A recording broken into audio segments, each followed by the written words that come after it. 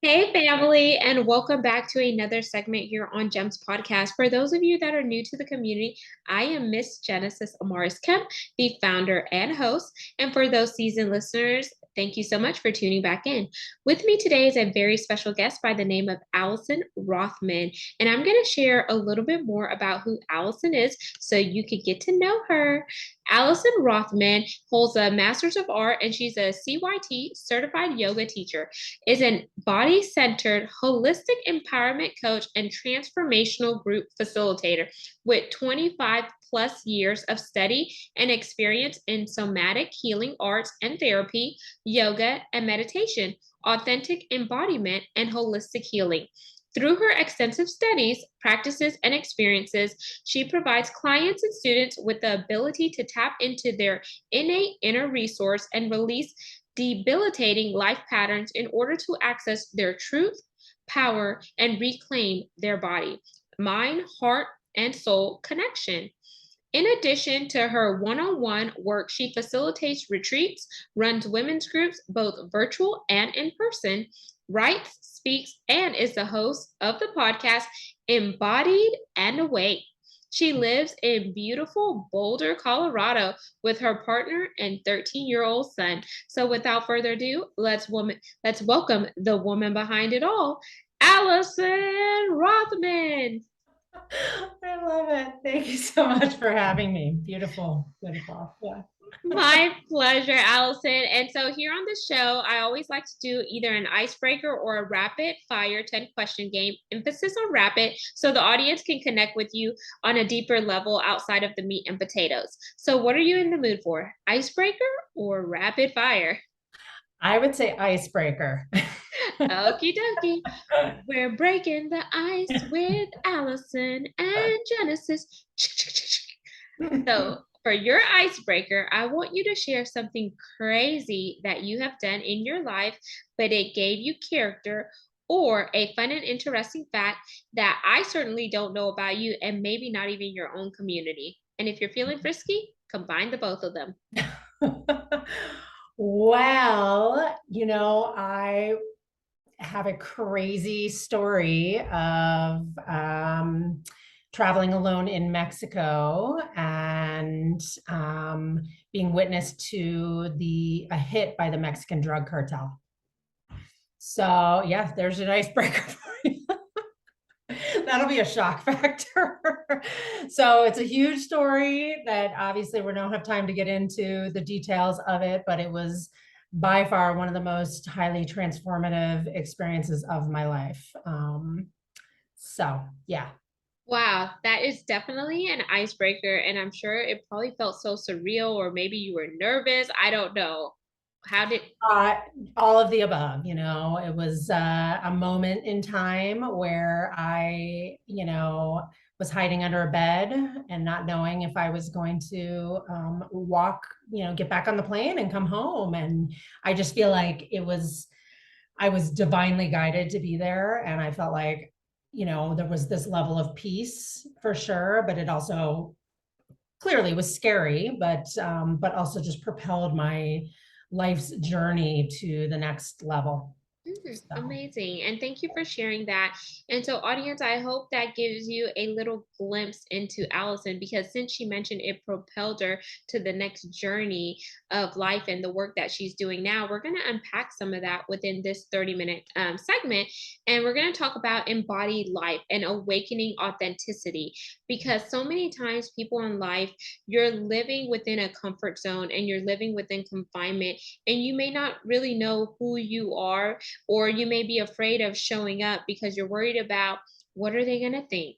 What are they going to say? Am I going to be perceived differently, or etc.? And you may not really tap into your full self, mentally, physically, emotionally, or spiritually, because you may be playing it safe. But how many of you know, when you play it safe, you're also losing a sense of who you are, because life is passing you by, and that's time that you can't get back. So let's segue into Allison. How did you get involved in the work that you're doing? And what was your aha moment where you realized that I need to start looking at embodying my life and awakening my own authenticity? Great question. Yeah, I mean, I want to say so much about what you just said. It was you Well, said go it. ahead, comment on that. This is coffee Well, chat I mean, style. I just think that that especially given the rise in social media and, with this pandemic, having to be so connected in that way. And, I do feel as though there has been this loss of individuality and authenticity. And, the episode you did about being real, being your real self, that I went through so I've been immersed in this world for over 25 years, like I said, but Embodied Life was really began the birthing process. I'm a full-time single mom. I'm partnered now, but of my son, who's now 13 since he was 1. And I had this series of highly traumatic experiences happen one after the other for several years.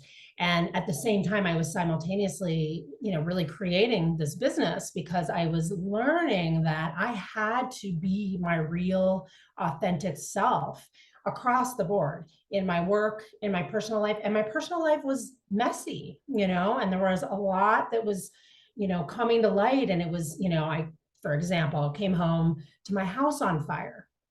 Literally, like you can't make this shit up, And yes, I was with my then 6-year-old son, and we lost 90% of our belongings, really had to start from scratch. Had a horrendous court experience with my son's dad, the near-death experience. It was just literally like one thing after another. And I got to this point of like, I have to, I was already doing all these practices, but I have to do these practices in a way that are so aligned with who I am and what I'm going through. And so I, created this work that, really supports individuals to meet their lives from this embodied and authentic place exactly as it is: messy, ugly, beautiful, joyful, all of it, because that's life, right? And we can't wait until we're like on a, island somewhere where there's, where we can just sit and relax for 10 days to, to be able to enjoy. It's like things are hard. People go through hard things. And, I struggle with the lack of authenticity in social media world, and like we have to be real with each other, and it shows how resilient we can become as humans, and also how beautiful even the hard, heart-wrenching stuff can be, because it definitely propels us to the next level of living. Yes, exactly. And I could say I totally agree with the sentiment of just being real and just sitting in what is happening to you and realizing that, yes, you may be broken or you may be going through it, but I always like to look at the word breakthrough. And I think about it's breaking you, but you're going to be able to make it through. Just like you can't have the testimony without going through the test. Or some people say the teacher or the professor is always quiet when the test is being given and the test is and you're taking the test. And I feel like from my life experiences, because 2020 was a hell of a year, and I even put it in my book, it was far from perfect vision, but a slap of reality is chapter 13, because I said, I lost my dad to medical negligence November 25th, the day before Thanksgiving. A week later, I get a phone call from my corporate job. Mind you, I'm in oil and gas working for a Fortune 500 company. And I just found out that I lost my dad a week ago, telling me that I'm being laid off. Fast forwarding 9 months and 5 days later, I lose my grandmother on my father's side. Then fast forwarding, I'm rolling down Faith and Hope Lane, living off of a severance package. And my husband also lost his job in the pandemic because he was in the hospitality industry being an executive chef. And I try not to share too much about my husband because for his privacy and personal reason, he doesn't like to be in the limelight. Then we figured out that we were just going to go to the Caribbean, spend some time with my family. He's never met that side of the family because they weren't fortunate to come over when we got married. Then when we got back, my grandmother passed away. So there was 4 L's And the win was my daughter, me finding out that I was expecting. And I tell you, whenever, life happens to you, or you feel like you're on this roller coaster ride or this shit show, or um, however you want to come to terms with it, you have to realize that you're not the only one going through this crap. Other people are going through it, but if you're going to sit there and sit alone, then you're not helping somebody else. But if you could grab a hold of the circumstances that's happening to you and figure out, how can I work on myself inwardly in order to show up in my true self outwardly, then you will see how the vulnerability sparks your authenticity, and other people say, you know what, Allison, I could resonate with that. I didn't go through exactly a house fire, or a traumatic, some of the trauma you face, or going through a horrendous thing in court with my ex, or my child's father, or my child's mother, but I could relate and I could have some empathy because life is a roller coaster ride. Then you begin to see how y'all could have a conversation and how you can engage in it and meet each other where you're at, even though it may not be exactly the same situation. But I feel like until we as human beings and individuals could start owning our own self and doing the inner work, then we're not going to be able to show up outwardly authentically, and people could tell when you're fake and phony. Mm-hmm. Amen. Yes, I completely agree. And, I have this aversion to, others who are only sharing perhaps their, the cheerleading, like this is woohoo, we have to be real. And I think that this time of pandemic, because there's so many stories of one thing after another, like starting with 2020, or even sooner. But if we can open our hearts to each other and connect in a way that is human and, vulnerable and from the heart, I just feel like we really can start creating new ripples in the world. We can start to bring people together. And I feel like those are the clients that I draw in are, definitely people who are, either in the throes of something really heavy and hard, or have been just beaten around by life, and they, are looking for that stream to carry them out, because like, it's like, how can we meet every turn that we're given, and I love the phrase, the breakdown to break through, because I really believe in that, I mean, I see it in my teenagers world too, all the time, there's a massive meltdown, massive breakdown. And then he's like, oh, here I am, here, I'm ready to connect with you. And so, yeah, I mean, it's just learning how to be human in a way that is, and that is truly who you are, my computers. Yeah, absolutely. And one thing that I would love to say about that part, just being human and being your authentic self and just showing up for you as much as you show up for other people. Because sometimes I feel like people go out of their way to please other people, but when it's time for them to show up for themselves, they don't.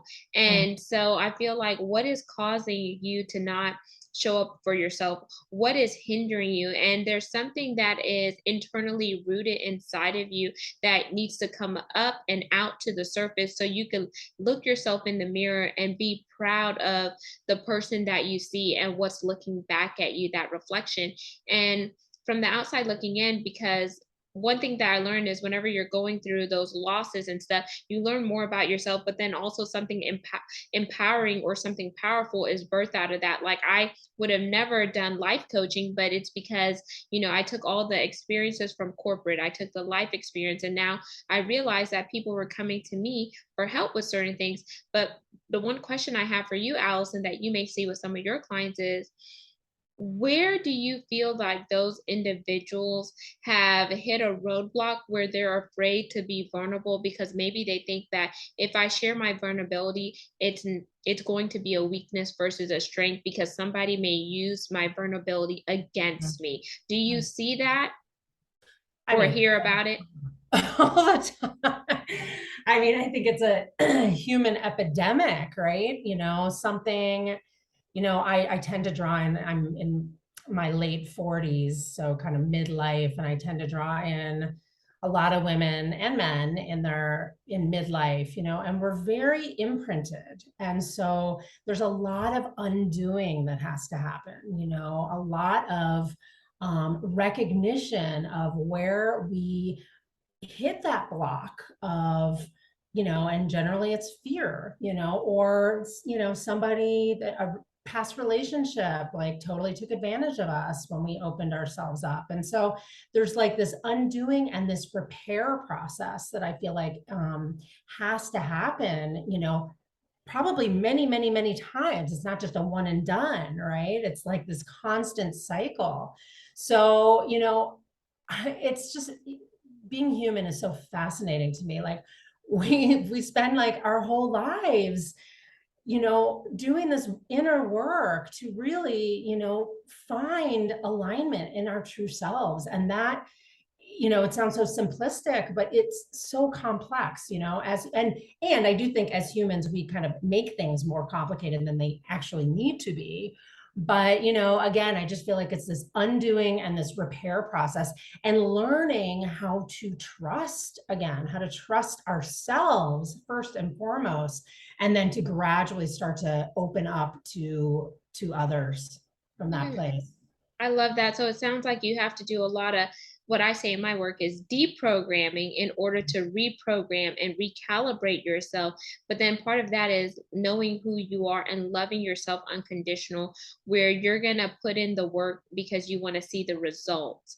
Right. And it's not going to be an overnight, just like some people say overnight success. There's never really no overnight success, in my opinion. Yes, some people are lucky, or some people may say I manifested it, or etc., but they put in the work in order to see the results. And I feel like we as individuals and human beings, we have to get to that part where we look at ourselves from a holistic view. And there's different parts: mentally, physically, emotionally, and spiritually. And sometimes, even though you go through maybe a period of isolation, that's your period of refinement, because you are learning more about yourself. You're maybe tapping into a spiritual plane where, if you're religious, you're whatever your religion is. Like for me, I talk to God, or some people believe in the universe or whatever, and you're getting that in alignment. Or maybe you're working on your chakras and tapping into your chakras, or whatever the case may be. And then once you get that in alignment, then you can begin to chip away at the other periods, the other pieces and periods of your life, in order to come into full alignment and synergies. And I don't necessarily do the work that you do, Allison, so feel free to interject or correct me if I said anything that's out of context, because I want the audience to know there are different forms and modalities that could get you to the same end results, but it's not going to happen if you're not willing to put in the work and really look at yourself in the mirror to see, what is it that I need to do so I could come out of this and be better for myself and for those who are connected to me. Yeah, absolutely. Beautiful. I'm all about the holistic healing track, obviously. And,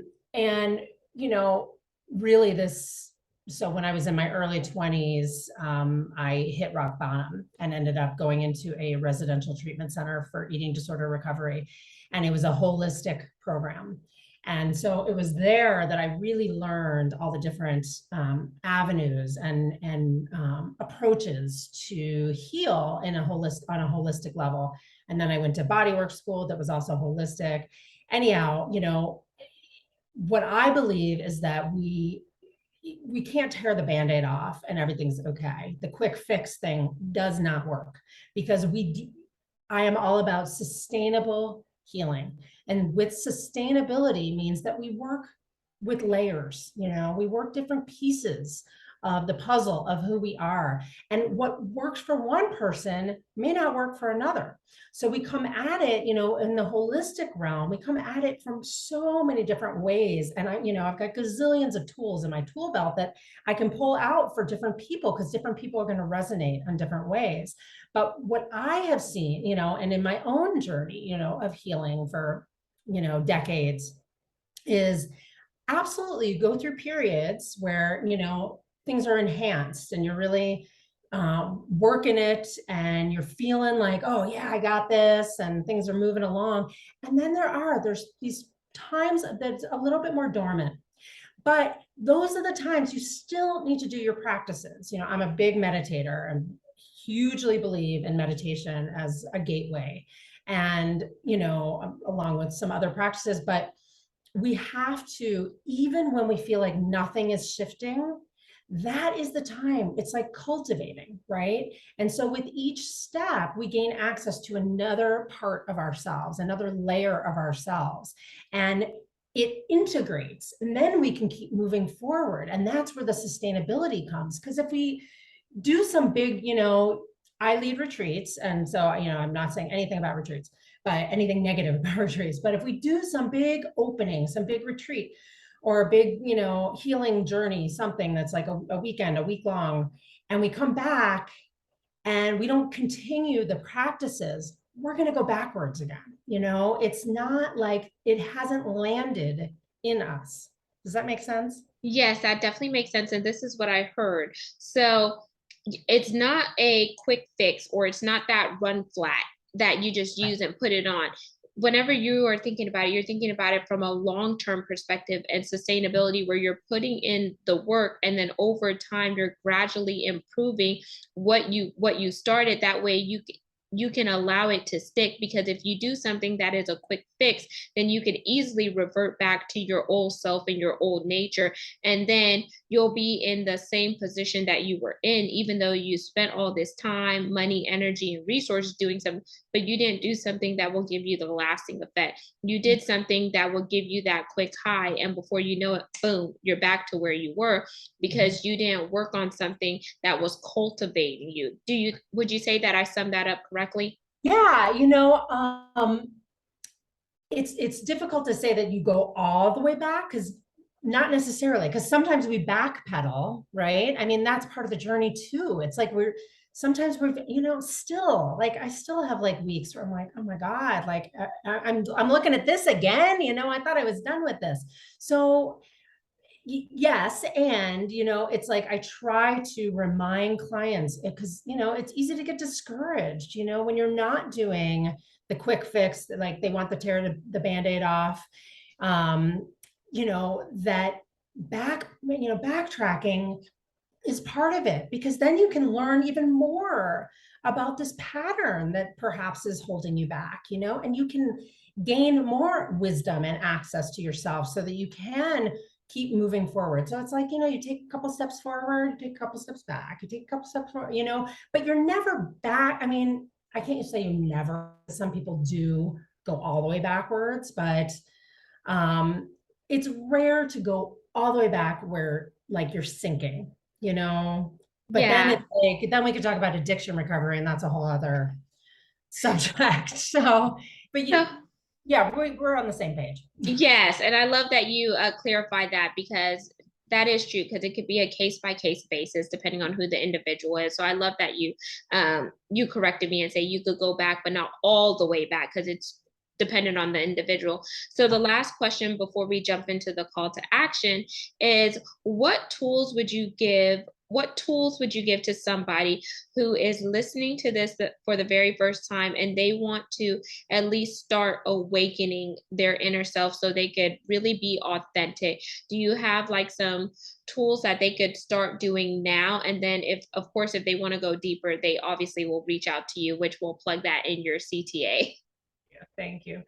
Yeah, I mean, like I said, I'm a huge proponent of meditation, and people get they're very daunted by meditation, and can get really discouraged. I think that there's this expectation that they're going to start sitting, and 2 weeks later they're going to like be like, oh, that's not it at all. When you sit in meditation, all your shit comes up, all of it. And so it's an opportunity to learn how to work with it, to learn how to work with yourself. It's like you don't get good at meditation, you become good at being yourself, good at learning how to sit with yourself. So I'm a big proponent of meditation. And actually, if you sign up for my newsletter, you get access to my 11-day meditation program, which is free. And that just kind of gives you a jump start on that. And then I'm also a huge fan of writing, of free writing. And so, yay! So, I suggest getting a cheap spiral notebook, Walgreens, and I like doing the morning pages, which it's 3 pages of stream of consciousness. Nobody needs to read it.